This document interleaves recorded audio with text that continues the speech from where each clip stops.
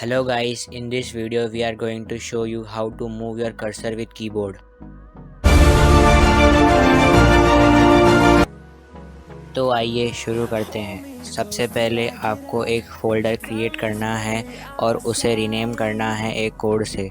वो कोड आपको आपकी स्क्रीन पर दिख रहा होगा।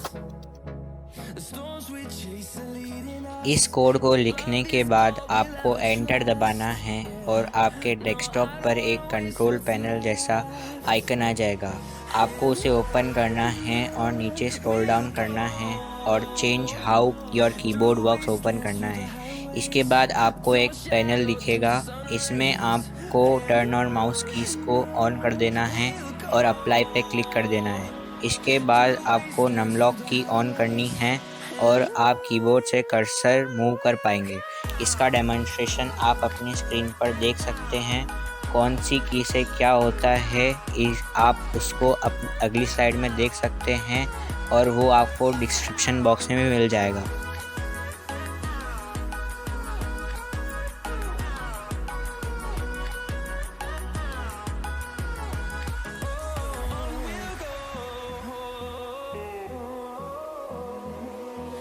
Finding life along the way, melodies we haven't played. No, I don't want no rest. Echoing around these walls, fighting to create a song. I don't wanna miss a beat. And on we'll go,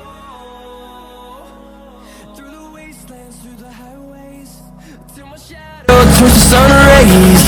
And on